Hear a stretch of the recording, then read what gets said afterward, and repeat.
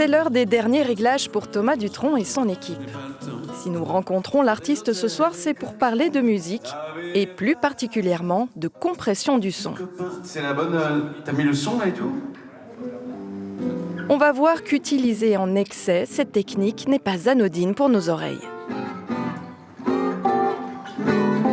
J'avais joué de la guitare sur un album de ma maman, un très joli morceau composé par Benjamin Biolay, une espèce de bossa qui s'appelait « À l'ombre de la lune ». Et j'adorais le son, c'était vraiment très très pur, la voix de ma maman, contrebasse, guitare nylon, waouh, c'était fabuleux. Et après j'écoute le mix, je dis mais qu'est-ce qui se passe quoi, je sais pas, c'est aigu, qu'est-ce qu'il y a quoi. Et en fait, l'ingénieur du son avait déjà fait un peu un mastering. Et le mastering, c'est qu'on passe le CD à la fin pour qu'il soit audible par tout le monde, que les gens se disent pas tiens c'est bizarre, il a pas de son ce CD. Et en fait, c'était une histoire de volume. C'est-à-dire qu'il faut compresser à mort, sinon ils vont se dire j'entends rien par rapport aux autres chansons. Enfin bref, et le son était vraiment pas beau quoi. À l'ombre de la lune. Cet enregistrement de sa mère Françoise Hardy l'a déçu parce que la chanson a été trop compressée. On parle ici de compression dynamique du son. Explication. La dynamique d'un son, c'est la différence qu'on va avoir entre le niveau le plus faible du son et le niveau le plus fort. Quand je parle, si je parle tout doucement comme ça, ou que je hurle, ça me donne toute une plage dynamique avec un son le moins fort et le son le plus fort de ma voix. On va avoir la même chose sur une trompette, sur un instrument, sur n'importe quel son. Ça, c'est la plage dynamique. Compresser un son dans sa dynamique, c'est réduire cette distance entre les sons les plus forts et les plus faibles. Quand on compresse un son, on rapproche le son le plus faible vers le son le plus fort. Ça veut dire que les petits détails de quand on parle vont se mettre à apparaître un peu plus, parce qu'ils seront un peu plus forts par rapport au son le plus fort. Et vice-versa, du coup, on se met à charpenter et à structurer le son et à le sculpter. Donc ça donne des choses très intéressantes. Cette compression dynamique peut apporter une esthétique et elle peut être aussi très utile. C'est le cas pour la radio et la télévision. Tu peux y aller quand tu veux, Claire. Le son du reportage que vous êtes en train de regarder, lui aussi, il est un peu compressé. On applique une compression sur la voix pour bien l'intégrer dans le mixage avec tous les autres éléments comme les ambiances, les musiques. Pour que le reportage, quand il est regardé à la télévision par les téléspectateurs chez eux, qui peuvent être dans un environnement qui peut être éventuellement un petit peu bruyant, enfin voilà, on n'écoute pas forcément un volume très élevé, que le téléspectateur n'ait pas à constamment monter et descendre le volume pour entendre correctement le reportage. C'est donc sur le volume qu'on agit quand on compresse. Cette technique n'est pas nouvelle. Pour la musique, on l'utilise dans les studios d'enregistrement depuis des décennies. On l'a toujours utilisé en studio, enfin ça fait longtemps, et on peut en utiliser un peu. Parce que ça permet par exemple de faire jouer une guitare acoustique au même niveau qu'une batterie, parce qu'on va prendre un son de guitare acoustique et le monter un petit peu dans la courbe. Vous voyez la courbe comme ça, on va monter comme ça, parce que sinon on n'entendrait jamais la guitare s'il y avait une batterie, par exemple une guitare nylon, par exemple. Donc ça se fait depuis longtemps, il y a des compressions dans les studios et tout ça. Mais le problème c'est qu'à force, il y a eu la course, c'est la course à la compression. Une course parce qu'un son fort plaît à l'oreille. Nous, en tant qu'humains, on adore quand c'est plus fort. Donc si on prend deux morceaux ou un morceau identique à un deuxième, mais qu'on met le deuxième un peu plus fort, on va trouver que le deuxième sonne mieux. Et on va le trouver plus intéressant, en tout cas dans les 2 premières minutes. Donc c'est un effet pervers où l'industrie du disque s'est mise à faire la guerre du volume et donc à surcompresser les sons, c'est-à-dire à réduire la dynamique dans les sons. Et en réduisant la dynamique d'un son, on se met à pouvoir le mettre plus fort. En fait, si ça c'est le maximum que je puisse mettre, si je le réduis comme ça, avec une compression, je peux le mettre plus fort, en fait, en moyenne. Donc on est arrivé à des situations totalement idiotes. À force de surcompresser, l'offre musicale s'est beaucoup uniformisée. Pour autant, tous les genres musicaux ne sont pas concernés de la même façon. Les derniers qui restent un petit peu épargnés de ça, c'est un petit peu dans la musique classique, où ils enregistrent un petit peu de manière pure encore, où on va écouter un disque et il y a des moments où on n'entendra presque rien, puis d'un seul coup, paf, ça sera très fort. Mais en pop, etc., là, ils prennent le son et tout est monté très fort déjà. En tout cas, c'est marrant de voir que tout est compressé à notre époque et qu'on est de plus en plus pressé, voire con. Compresser en dynamique, on l'a compris, agit sur le volume d'une musique ou d'une voix, mais pas seulement. Le rendu esthétique peut être très différent selon si l'on compresse peu ou beaucoup. Moi, je propose qu'on écoute Billie Eilish Donc c'est une voix qui est souvent mixée très proche, on a une sensation qu'elle est dans l'oreille. On arrive à cette sensation-là avec la compression, une gestion esthétique, ce qui fait que quand elle va faire des intonations un peu plus fortes, on va retenir ces intonations-là, on va pouvoir rester tout près de l'oreille, très présent, sans se prendre des variations de voix. Alors on va écouter ça. Une compression qui se voit aussi sur la forme de l'onde. Voix seule.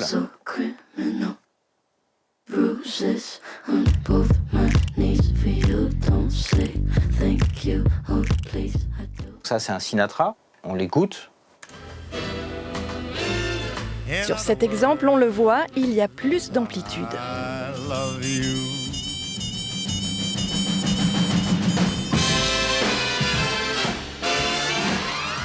Et là, on a clairement le chanteur Sinatra qui chante sur l'orchestre. D'un coup, l'orchestre agit, il y a les cuivres qui rentrent. Il y a un effet qui est très agréable.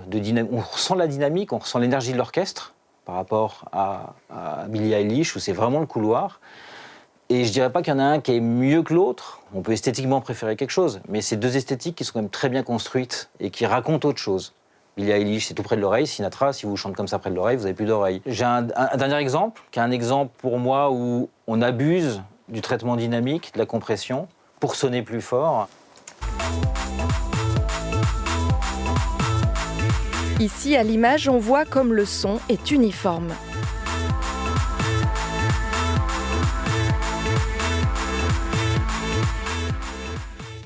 On est vraiment là dans du pur couloir. Et puis ça, 2 minutes, ça va. Au bout de 10 minutes comme ça, vous allez avoir de la fatigue aussi sur la continuité. Surcompresser un son pour le rendre plus fort, c'est aussi un outil génial pour les publicités.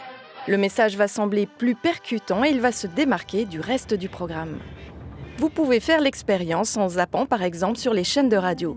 Si vous constatez un changement de volume, un son plus agressif, c'est qu'il est certainement très, voire trop compressé. Il y a des dates fondatrices dans l'histoire. Est-ce que c'est un gros mot? Oui, tout à fait.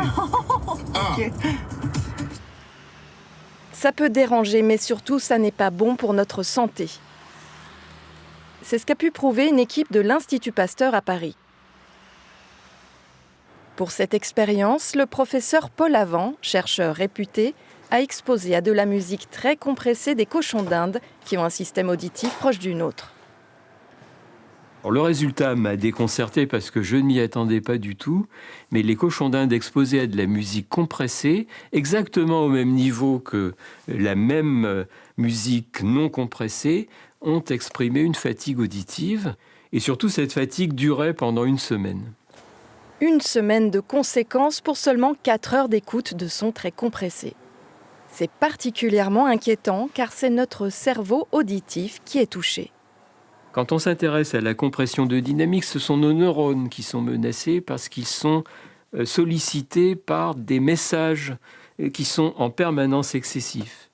Et ils ont une fragilité métabolique, ils ont besoin de se nettoyer, de se recharger, d'éliminer les molécules toxiques. Ils ont tout ce qu'il faut pour ça, mais on est en train de leur donner une tâche trop compliquée. Compliqué car il n'y a pratiquement plus de micro-silence dans les sons très compressés. Musique, vidéo, réseaux sociaux, visioconférences, téléphone, l'oreille n'a plus de répit. On est baigné dans des sons compressés dans toutes les circonstances de la vie quotidienne.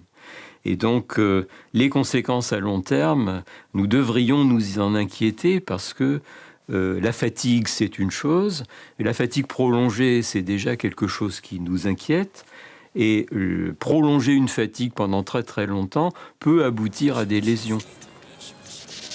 Des lésions à long terme, ça peut être une perte auditive. Mais déjà à court terme, on peut ressentir certaines conséquences.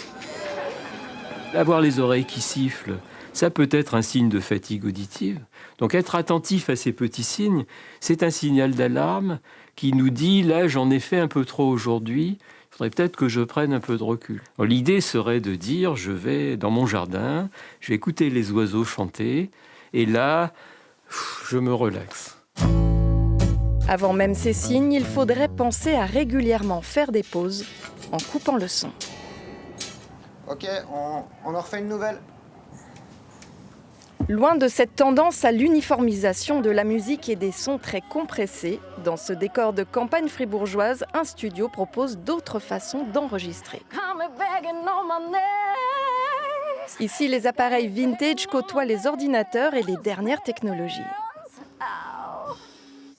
Yeah. On va garder celle-là finalement, quoi. Cool. Pour mon premier album, j'étais allée jusqu'à Amsterdam pour trouver un studio qui avait cette hybridité entre l'analogique et le digital. Et là, c'est vrai qu'ici, dans la région, c'est un des seuls studios qui défend encore ça. Relief Studio existe depuis plus de 30 ans. Il a accueilli les Young Gods ou encore Sophie Hunger.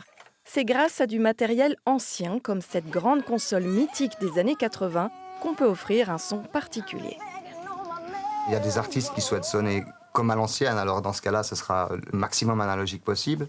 Il y en a d'autres, au contraire, qui veulent pas du tout de ça, qui veulent être très transparents, très propres. Et oui, on souhaite proposer le meilleur des deux mondes.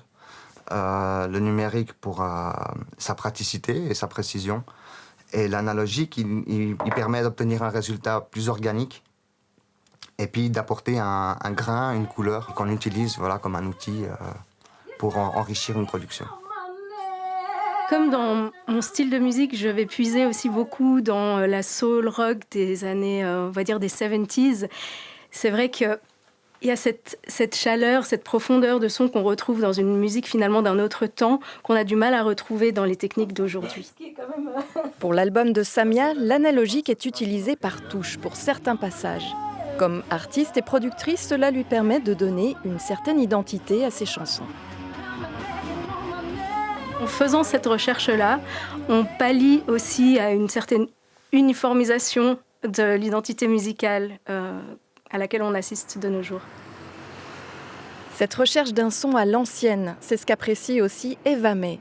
Si la DJ travaille évidemment beaucoup avec le numérique, c'est dans sa collection de vinyles qu'elle aime chercher un son différent. Moi, j'adore les choses qui sont pas parfaites. J'adore tout ce qu'on ressent qui est humain. Et donc, en fait, pour moi, le vinyle, c'est très humain parce que tu ressens le craquement du vinyle, tu ressens s'il y a peut-être un petit bout de poussière qui est tombé sur ton vinyle et puis qui, tout d'un coup, fait sauter ta musique.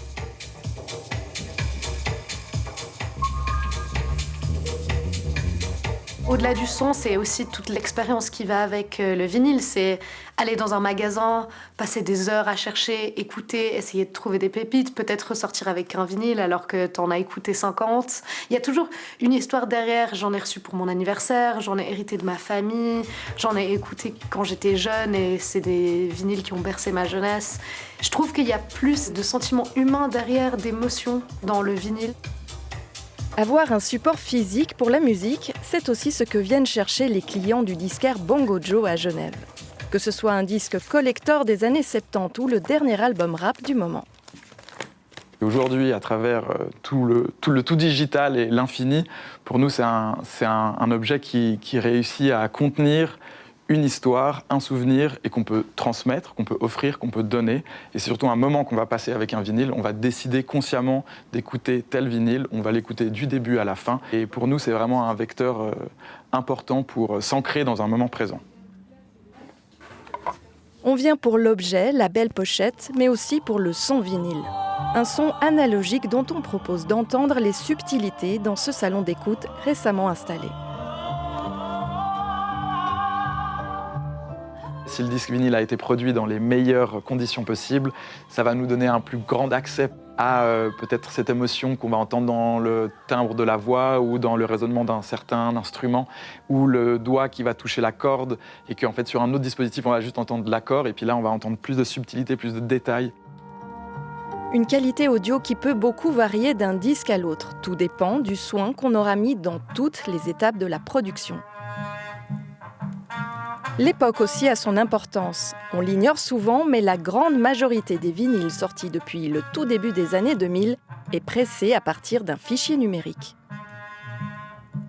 On ne va pas du coup inventer de l'information à travers le passage au vinyle. On ne va pas créer des nouvelles sonorités. On va juste prendre un fichier binaire de 1 et de 0 qu'on va mettre sur un support analogique qui, lui, a une infinité de complexité beaucoup plus grande entre des 1 et des 0. En revanche, aujourd'hui, les formats numériques gagnent en définition et ainsi les vinyles en qualité.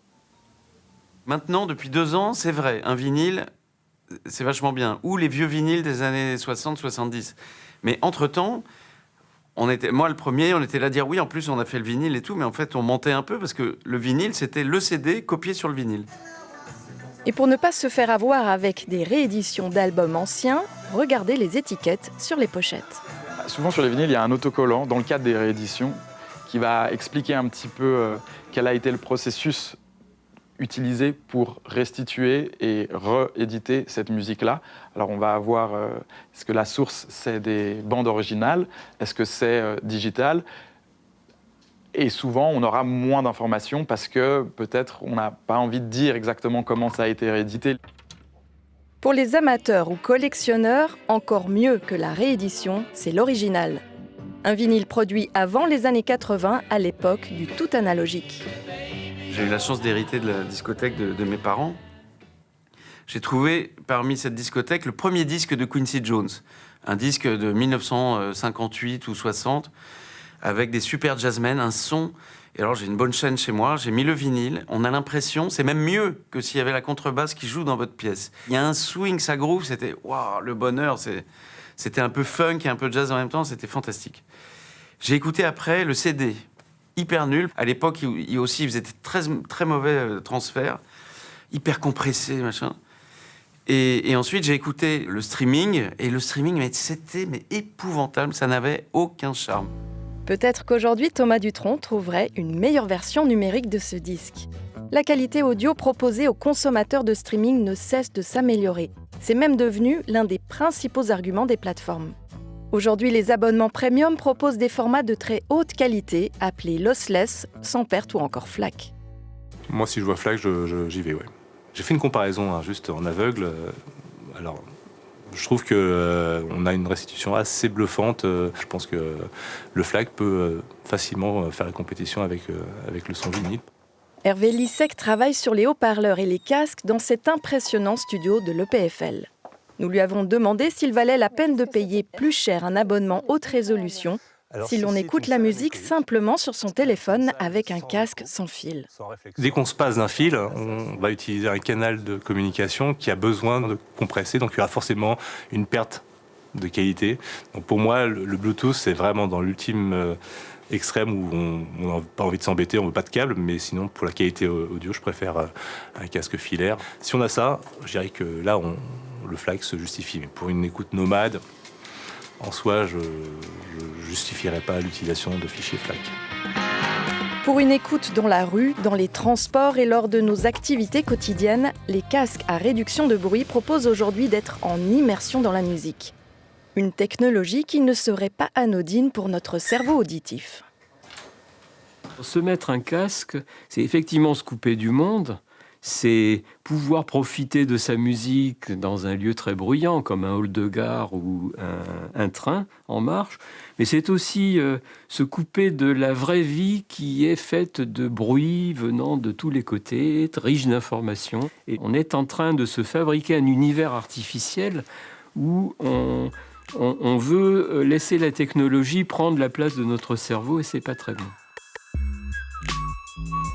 En attendant de nouvelles études, on peut essayer de varier les façons d'écouter la musique et les sons qui nous entourent.